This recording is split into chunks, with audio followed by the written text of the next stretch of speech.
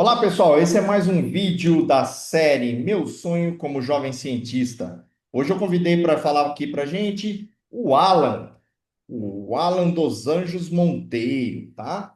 O Alan, ele é biomédico formado pelo Centro Universitário São Camilo, CUSC, e doutorando direto pelo Programa de Biologia de Sistemas do Instituto de Ciências Biológicas da USP, o ICB-USP, atuando no laboratório de neuroanatomia química, o LNQ.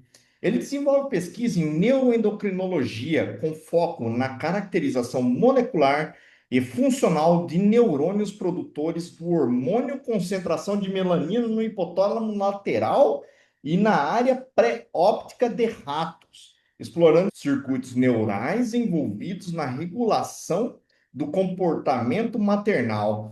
Ele vem utilizando para esse projeto, né, várias abordagens integrativas de transcriptômica de células únicas, single cell RNA-seq. Inclusive, a gente tem vídeo aqui sobre single cell, tá?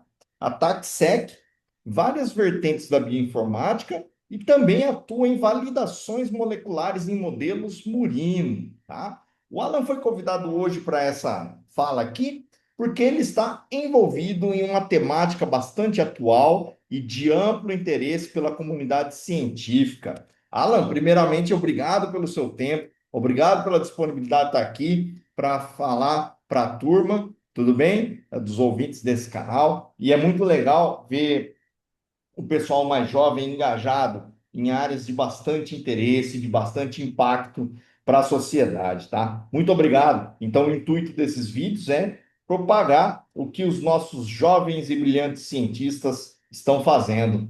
Muito obrigado. Fique à vontade para você falar e apresentar as suas ideias. Obrigado, Guilherme, agradecer pelo convite. Quero falar um pouquinho sobre como foi essa trajetória e como é que está sendo todo ah, esse aprendizado que eu tenho na ciência e por que decidi fazer ciência. Vou até fazer uma apresentação para mostrar um pouquinho de como foi minha trajetória, chegar onde eu cheguei e como é que está da trajetória que eu cheguei. Então, eu separei alguns slides para dizer um pouquinho do que eu trabalhei e, basicamente, como é que foi se direcionando para onde eu estou até agora. Então, basicamente, eu comecei na faculdade, a primeira experiência que eu tive foi com monitoria em genética urbana e médica, e lá eu tive um contato muito intenso com as doenças genéticas. A gente sabe que tem uma série delas, mas a gente às vezes não entende muito quais são os mecanismos moleculares subjacentes que fazem com que essas doenças genéticas ocorram. E nessa monitoria eu tive a sorte, fui chamado para fazer uma iniciação científica na Faculdade de Medicina da USP, e eu trabalhei com perda auditiva. A gente pensa que perda auditiva é uma doença mais relacionada com ruído ou com a exposição a sons altos, mas na grande verdade é que essa doença, no aspecto genético, ela tem uma etiologia bastante heterogênea, cerca de 200 genes já foram descritos na literatura como sendo associados à perda auditiva. E eu fiquei trabalhando num projeto em que eu avaliava malformações da orelha interna, que basicamente o meu projeto ele fundamentou assim, identificar um haplotipo de cerca de 12 SNPs que pareciam que estavam regulando um gene associado a uma proteína chamada de pendrina. Aqui eu separei as fotos só para mostrar um pouquinho do que eu mexia, né? Quando a gente fala de orelha, a gente tem um aparato sensório muito complexo, ah, e o meu projeto focava exatamente em entender a partir das mutações desses SNPs localizados jusante do gene da pendrina, como que poderia estar relacionado com o fenótipo de displasia de Mondini, ou aplasia coclear, ou vestibular largado, que são os principais fenótipos associados a esse haplótipo. E é bastante curioso que, quando a gente pensa na malformação da orelha interna propriamente dita, a gente está falando de uma alteração da estrutura da orelha interna, né? Então, de fato, o que a gente tem na literatura, do que a gente já entende, basicamente, é que esse gene da pendrina é fundamental num período de desenvolvimento neonatal, e quando você tem alterações e mutações nessa proteína, você não faz a troca adequada de íons, você altera o pH endolinfático, essa alteração do pH endolinfático leva à alteração morfológica, que talvez está associada ao vestibular alargado alterado. E isso leva a uma perda auditiva profunda. Eu trabalhei nesse projeto por cerca de 1 ano e 2 meses, 1 ano e 4 meses, e eu encontrei a presença do aplótimo em dois pacientes e, curiosamente, o aplótimo foi feito num novo fenótipo de aplasia coclear.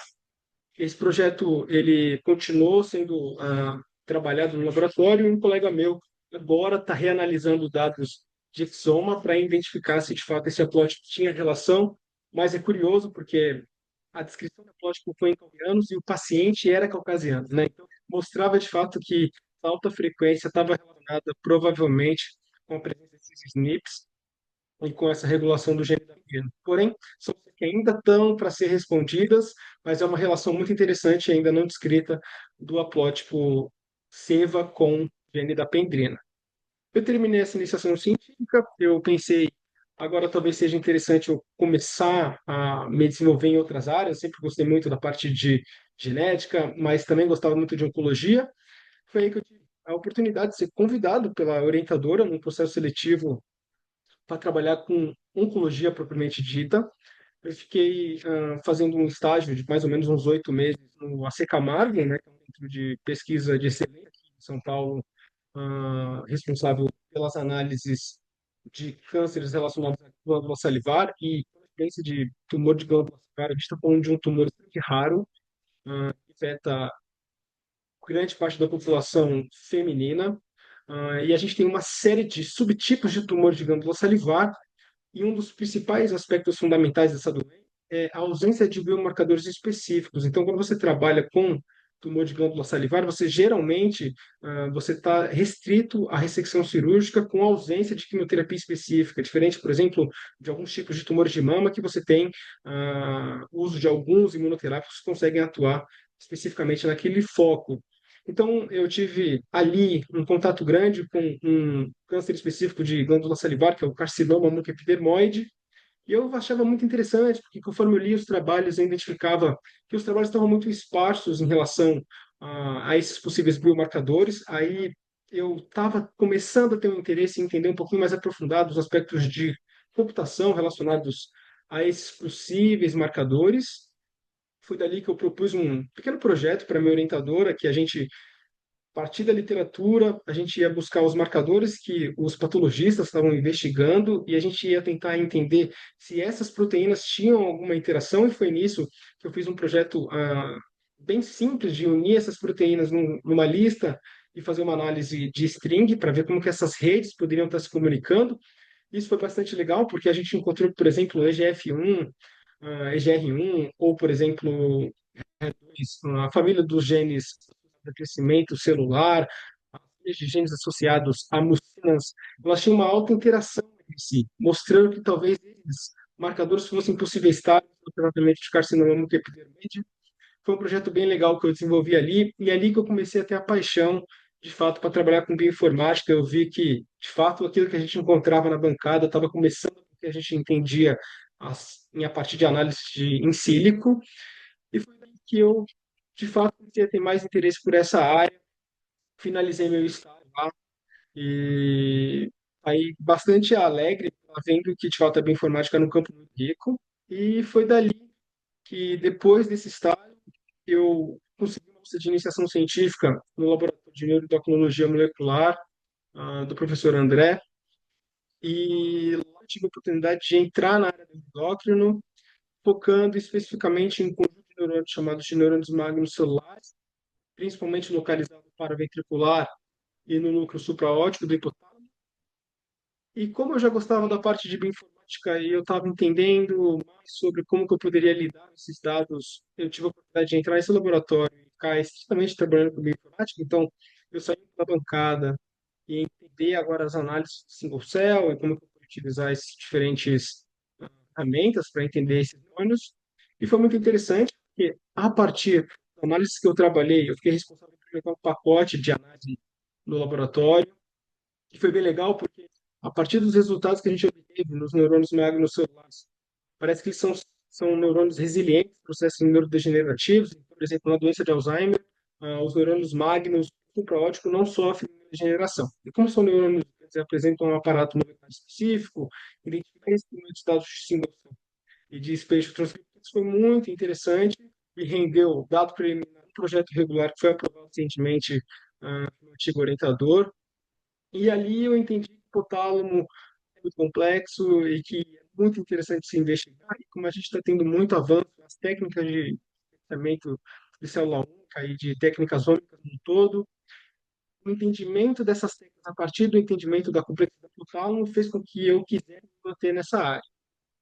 Eu fiquei um ano de iniciação científica e tive a oportunidade de iniciar o meu interesse nessa tudo mais aprofundado de hipotálamo quando eu escrevi um e-mail para o meu atual orientador aqui na Universidade de São Paulo, falando que eu tinha interesse em fazer desenvolvimento de pesquisa relacionada a neuroendócrino e ele, de fato, estava desenvolvendo uma pesquisa bastante interessante, focando em regiões específicas do hipotálamo, no caso, hipotálamo lateral e área perióptica medial. Eu mandei esse e-mail, a gente teve uma conexão muito interessante, porque eu já estava vindo de um laboratório de neuroendocrinologia, e aí que eu fiquei estagiando no último ano, no caso, nos últimos 6 meses da graduação, aqui no laboratório da USP, e passei no doutorado direto, entrando no programa de neuroendócrino. O meu doutorado, basicamente, ele é a união de tudo aquilo que eu gosto, então, junta a parte experimental com a parte em sílico, e eu tento fazer a conversa dessas duas análises.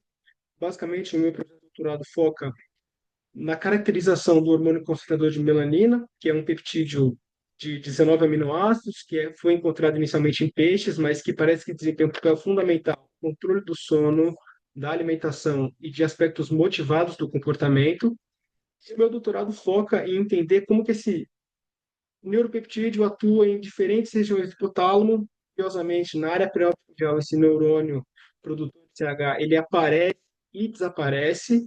Então, a gente parece que tem um mecanismo de neuroplasticidade.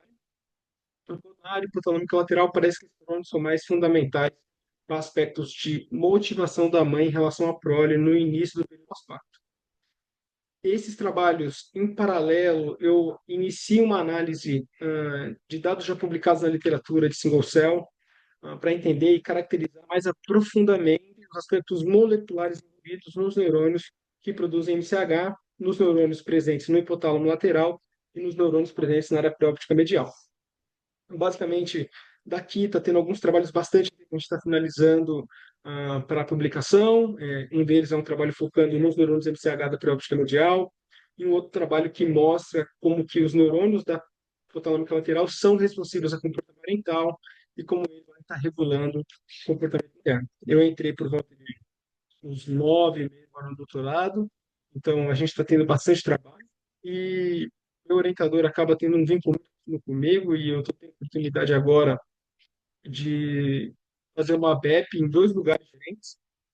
Uma BEP com a professora Carol Dias, na Universidade de Michigan, dos Estados Unidos. A gente vai ficar 4 meses lá, fazer um estudo com camundongos, entendendo um pouquinho mais dos aspectos motivados dos neurônios MCH, enquanto eu pretendo também, de Michigan, eu ir para o PEP Hungria estudar a parte de inteligência artificial, single cell, comportamento materno, com um pesquisador chamado Jarpad Dopoli. Então, eu estou bastante animado com tudo isso, está tendo bons frutos do doutorado, está bem no começo ainda, mas no final das contas eu estou tentando unir tudo aquilo que eu gostava, tudo aquilo que eu aprendi na graduação de bioinformática e toda a parte de análise de dados, com tudo aquilo que eu estou vendo agora na bancada aqui no laboratório. É bastante trabalho, eu gosto bastante, mas está sendo muito rico para mim.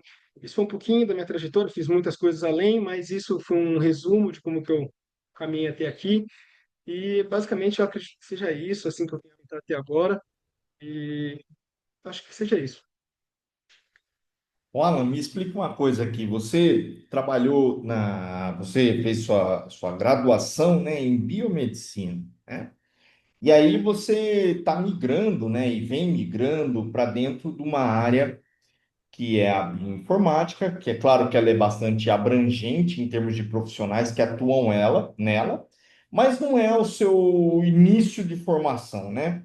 Então me fala assim, como é que foram os desafios que você teve ou tem, né, nessa migração? Conta aí um pouquinho pro pessoal. A primeira ideia que eu tive de bioinformática foi quando, na primeira iniciação científica da perda auditiva, a minha orientadora falava: Olha, a gente gerou dado de genoma, então a gente está com os dados que me enviaram para analisar e a gente não tem quem analise.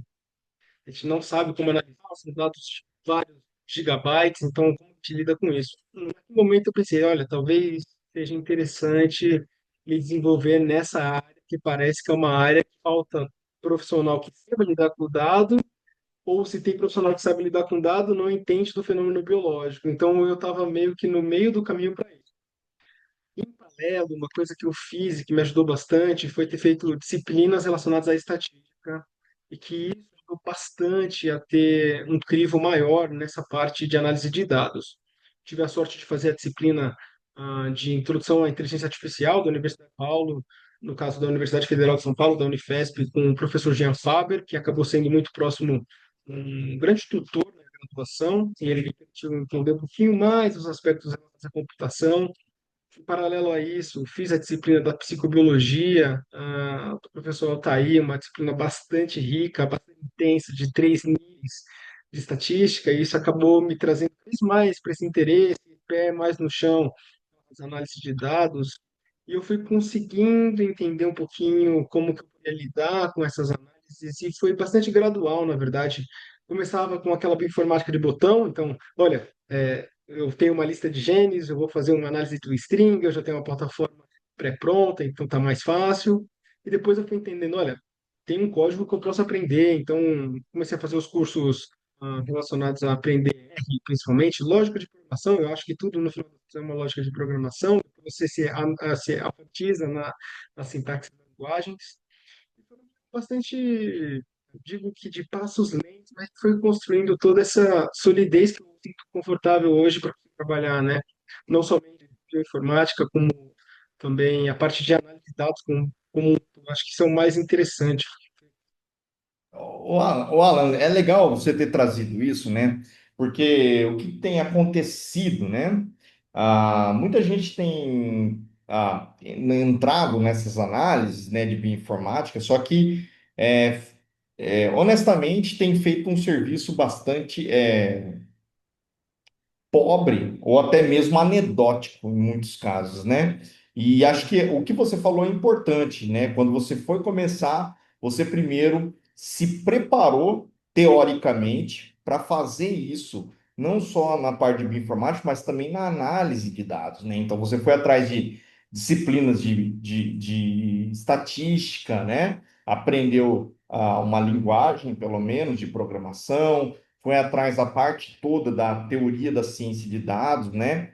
Porque é isso, no final, rodar código é o de menos. Você tem que saber exatamente o que que o código vai fazer, como você vai filtrar os seus dados, como você vai avaliar aquilo, né? Porque muita gente tem absolutamente negligenciado esses passos, né? E aí não tem muito o que fazer quando as Sim, coisas não derem certo, né? Ou, enfim. exatamente.